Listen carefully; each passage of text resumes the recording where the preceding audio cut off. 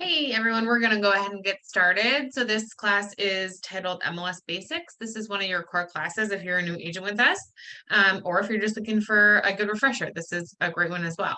So we're going to start out by going to NorthStarMLS.com, which is right here.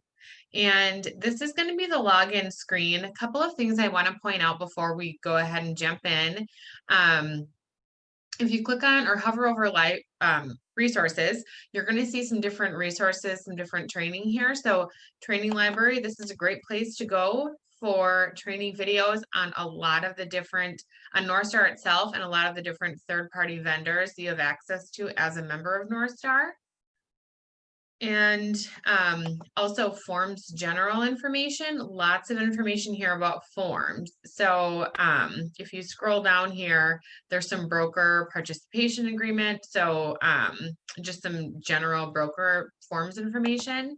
If you go to resources and rules and regulations and scroll down and go to forms, documentation, tools and tutorials, real estate rush hour, there's a lot of information about the forms, and then a lot of information about the rules and regulations as it pertains to NorthStar. So like, for example, when you have a new listing, it has to be entered into the MLS within 2 business days of the date on the listing contract. So you have the date on the listing contract and then 2 more days.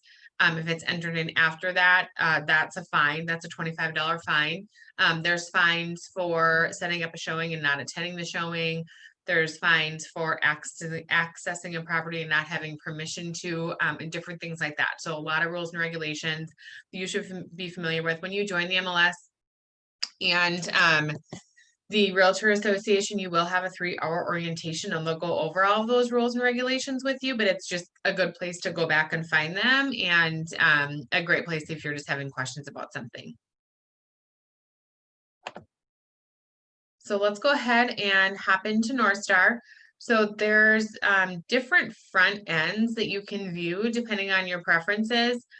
This specific class, we're just going to focus on Matrix because typically that's what most of the agents use. And you're going to use your credentials that you receive from NorthStar to log in.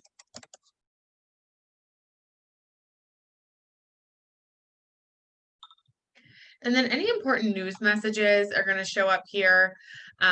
Just make sure that you read them. If you don't have time, you can always click read later. If you read one and you want to reference back to it, this news and alerts widget can help you find those past news articles that you're looking for. So talking about these widgets here, this dashboard is customizable. Yours probably looks different than mine. So right here, these are the different widgets that you can have. These ones right here, I don't have on my screen, but if I wanted to add one to my screen, let's just say that I wanted to view my listings at quick glance, I could just click and drag this down and now I can view my listings. If you want to get rid of it, you just X out of it, but it does show up here. So you never delete it completely. My favorite searches, again, same thing. And you can move these around too. You can reorder them.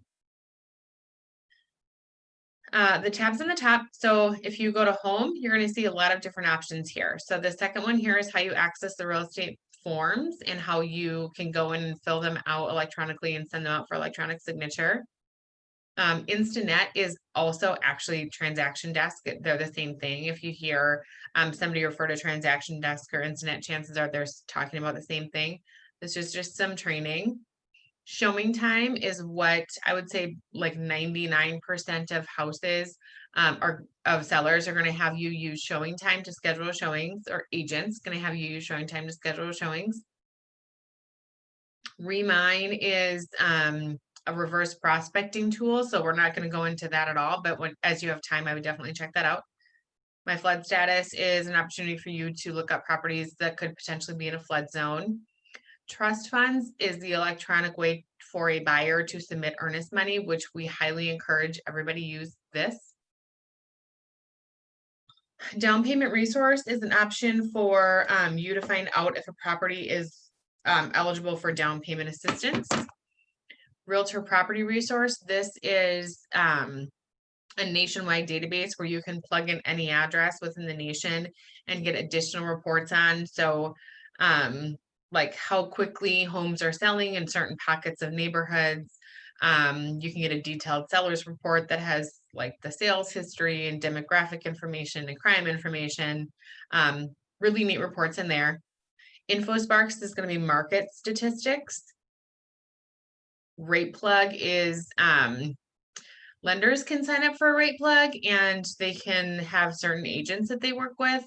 And if on some listings, you'll see an option to click on the rate plug icon. And if you click on that, it will actually give you like almost exact breakdowns of what a buyer could expect to pay monthly on a certain property, depending on how much they pay for it and insurance and taxes and all that.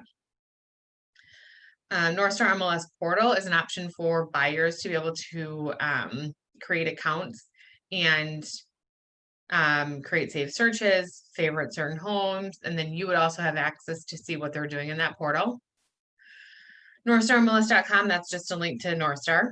News Archive, that's the same as over here that I showed you here a little bit ago. Rules and regulations, again, quick link to the rules and regulations of NorthStar and the NorthStar MLS mobile app. Search function, you can see you can do single family searches, general search, detailed search, different property searches. You can do cross property searches. You can search by open houses, property listing history, or public record. My matrix, this mainly has to do with your personal settings on your account.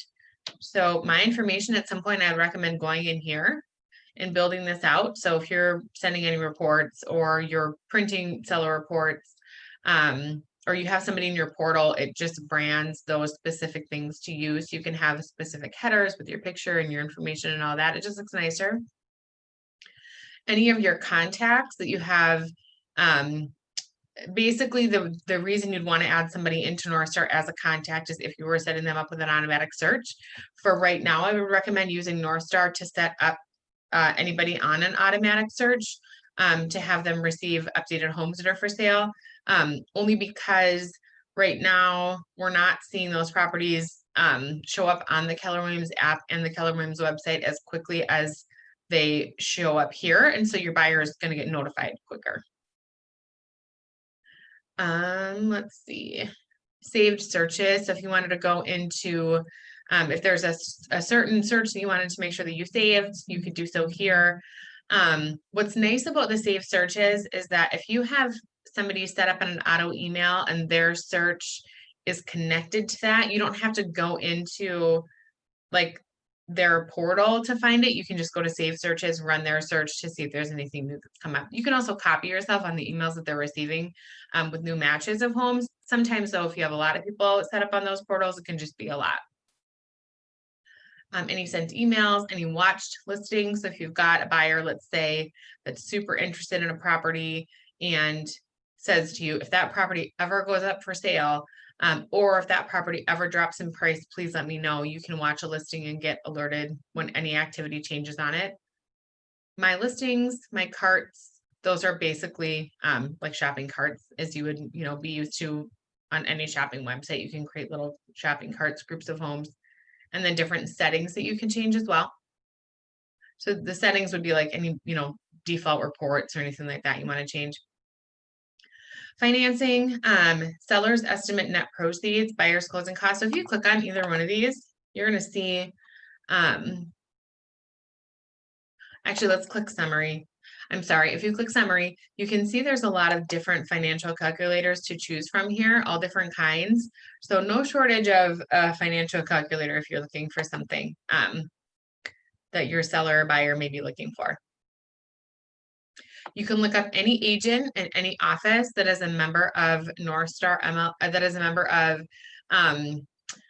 Southeast Minnesota Association of Realtors or NorthStar MLS, and there's multiple associations that kind of filter into NorthStar MLS, like St. Paul Association is in here, Minneapolis Association.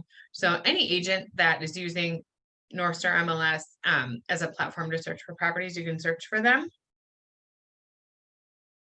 And then you can also look up offices the same way. Tax, public record search, and Realist Tax. So Realist Tax is a third-party vendor that basically just pulls their information from all of the different counties. So hopefully this is going to be as up to date as possible. And it's pretty good now. I have found that, you know, let's just say that the 2021 taxes should be out. You go to Realist Tax and you're not seeing the most updated tax information. I'd go to public record search and do it that way. In a lot of ways, I like the Realist Tax platform better. I just feel like it's easier to use. But if you're not finding what you need there, or if you know there's updated information that's not showing, go to public record search and you should be able to get what you're looking for there. Stats, so again, market statistics. Add edit. There are a few things as an agent that you will be able to edit, like open houses. You can add those on your own. You can add pictures in, you can add documents, a couple other things. So this is where you would go to do that, and then help resources there. So quick overview of the tabs there. So we're just going to jump back over to search, and we're just going to do a single family search because I don't know, I just find myself going in there most of the time. That's what we're going to do. And these are all the fields that are defaulted. If there is something here that you just really feel like you want to have on every single search, you can add or remove any field that you want to. So these are all the available fields. These are all the selected fields. Let's just say I want to be able to search by acres. I was going to say, I feel like that one's already on there.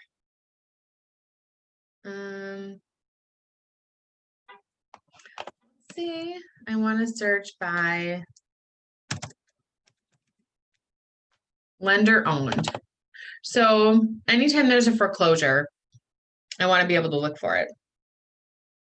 So just double click on it and add it here. And you'll see it was added. And then we just click back. There's no save button.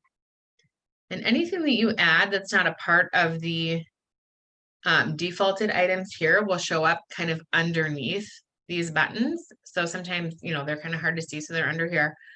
So we'll just say, for fun, we'll just do, yep, lender owned. We're going to do coming soon and active. Municipality is going to be your city, so we'll put in Rochester. And let's see, 128 matches. Let's do list price 150. Oops. To 250. And if you're not sure how to put these in so that your search results are accurate, if you just click on this question mark, it'll tell you exactly what the convention should be here. So like if I put in 150,000 to 250,000, you know, I'm getting 2 matches as opposed to, oh, I'm getting 1 match. Okay. So typically this search is most accurate, but it doesn't seem that way right now. So let's just go just to get a few more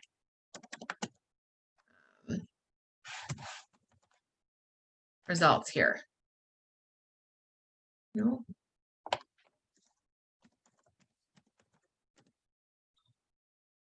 That was interesting.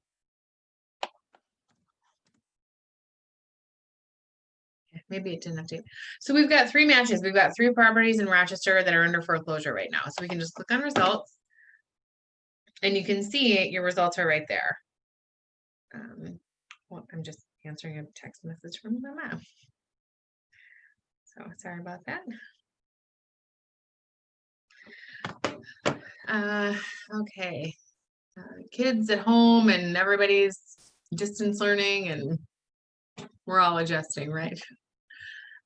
Okay, so right here we've got our 3 search results. If you hover over these little icons here, you can see you can view the photos at a quick click, view map, the property ID history link. So if you wanted to find out what the listing property, what the history was on this property, when the last time it was on the market, how much it sold for, things like that, this is what you would click on.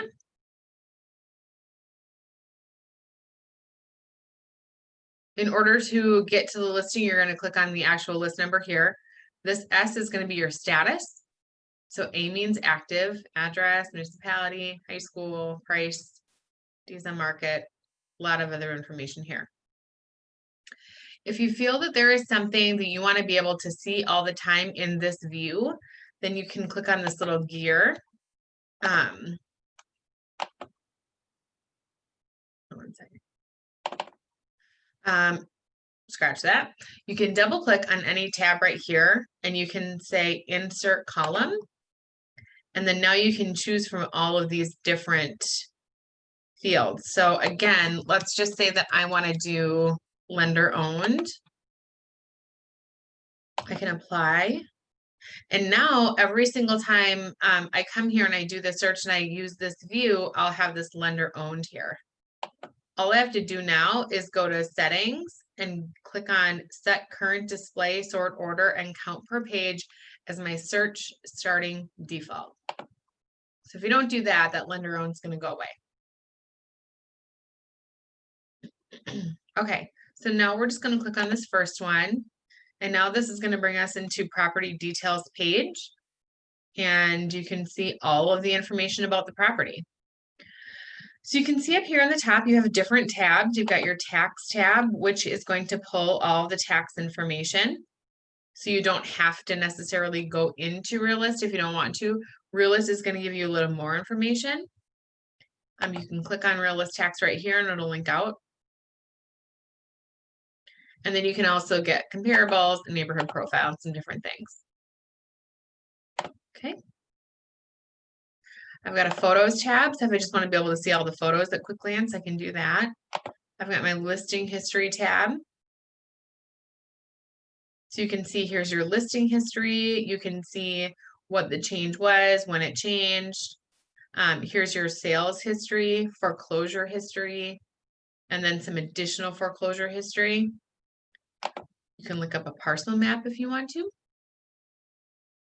to see exactly where the property boundaries are. And no foreclosure and no open house information. So those will be grayed out. So let's scroll down here a little bit. So there's some more icons that we didn't have when we had that list display of the search results. Map was there. So this right here is showing time. You can schedule a showing right from the actual listing.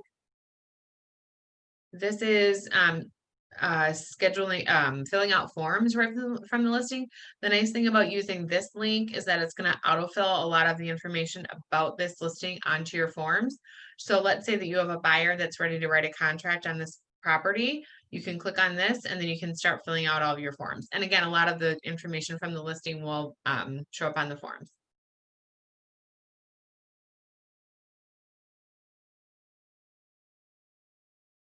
Some statistics. You can pull an RPR report right from here too. That's kind of nice.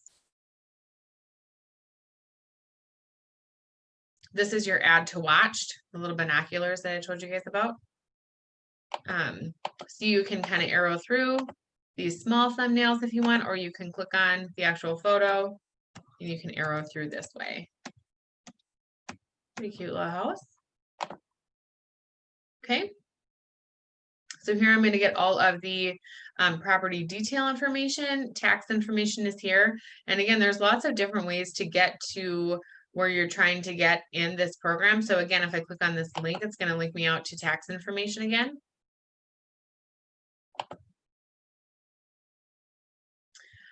General property information. If I click on the school link, this will link me out to RPR, which again, you can get reports on what schools are in the area. Again, any of these school links is just going to link you out to RPR.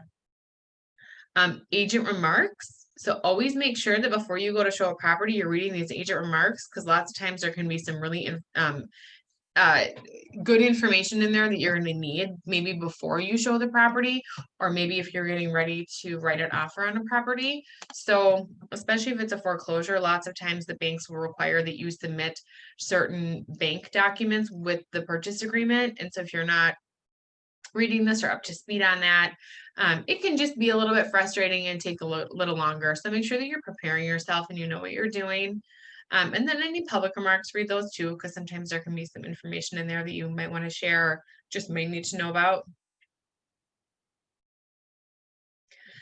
Your buyer broker compensation is going to be down here. So if you're, again, the buyer's agent and you have a buyer that's looking to write an offer on this property, they write the offer, it's accepted, goes all the way to closing. This is what the seller's agent or the seller is willing to pay the buyer's agent. So sometimes this will be 3%, sometimes it'll be more than 3, sometimes it'll be less than 3. Typically, the seller is going to take whatever this amount here, your buyer is not going to be responsible for. So the seller is paying that commission. If you want to ask your buyer to make up a difference, let's just say, for example, your buyer rep contract says 3% and this says 2.5, and you want to ask your buyer to make up that 0.5% difference, that's up to you. Some agents will do that. Some agents will just accept this as is. So that's up to you. And then the listing agent's information is down here too. If I click on Chad's name, I get all of the information that NorthStar is holding in his agent roster card.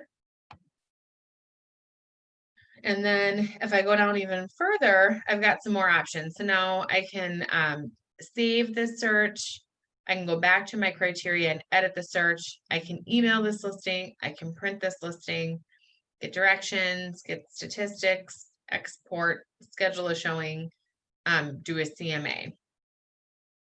So some different options there. So let's say that, I don't know if I can do it with one listing. Let me just see. I'll go to cart. Okay, so let's just say that let me do something different. Let's just go back to the search results. Okay, so let's just say that I want to show all these properties. I'm going to go to cart, new listings cart. And we'll just go to new cart. Let's do foreclosure. And I can add a contact if I want to.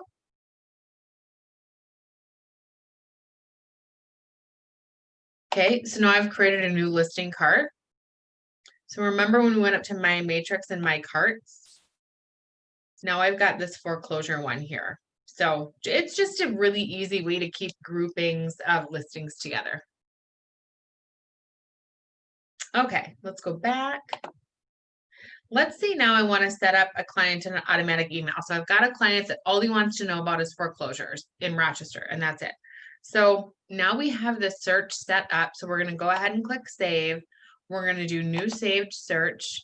And I'm going to fill out this information here. So my account's a little bit different. You should have an option to set up a new automatic email. That's what you're going to click. And you're going to fill out the information that's there, and just make sure that you're filling out every time you want somebody to be notified of a property that matches their criteria, make sure you're filling out ASAP. You want them to get that right away. So again, I'll just go back here. Instead of, you'll have a third option here. It'll be new auto email. That's what you'll be clicking. We'll just do a new save search for now. And then save. I can enable as a favorite search on my home tab too. Click save and then go back to my home tab. And remember, I took off my favorite searches. So now I can go here and I've got my foreclosure search right here. So I can click on it and then it just automatically runs that search. So kind of nice. Okay, so I mean, that's a pretty good overview of just the actual search functionality of the program. I just want to hop into Minnesota Realtors Forms real quick. So there is a separate class on this. It's called Instinet and AuthentiSign. If you haven't attended that class or watched that class, I would encourage you to do so. This is where you're going to go to find all of the Minnesota approved real estate forms. So the Minnesota Association of Realtors forms. At Keller Williams, we do have a Keller Williams specific library. So if you're looking for a Keller Williams specific form, you'll find it here as well. I'm just going to jump down. I'm not going to spend really any time in here. I just want to show you really quickly because this is one of the first questions that a lot of agents have. So this fourth applet down is going to be where all your forms are. So there are NorthStar MLS forms in here. So here's where all your input forms are.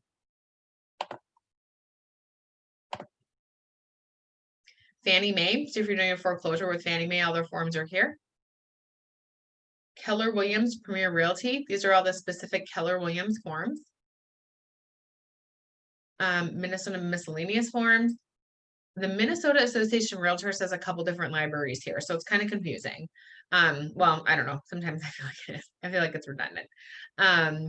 So you've got MN commercial, or I'm sorry, MN residential forms here, and then you have MN 2020 forms. So the 2020 are only going to be the forms that have changed or have been added in 2020. Down here, this is going to be all the forms, including the forms that have changed or been added in 2020. So if you're just looking for new forms, you can go here, or additions to forms. If you're looking for all, you can go here. You've got Minnesota commercial forms here as well. And then you also have Southeast Minnesota Realtors forms. If we click on that, we see we have our membership application and our super key sublease agreement, which is the 2 forms that you need to fill out when you first decide that you're going to join the association. So just wanted to show you that really quickly. Now, when you're looking to fill out forms, let's say that you are representing a buyer and you only want to pull those buyer forms, make sure that you go to Instinet and AuthentiSign to watch that video, because it'll walk you through on how to start a transaction and how to use templates in there, which will only pull the specific forms that you're looking to use. Other than that, that's pretty much it. So thank you so much for attending this class and hope you have a good day.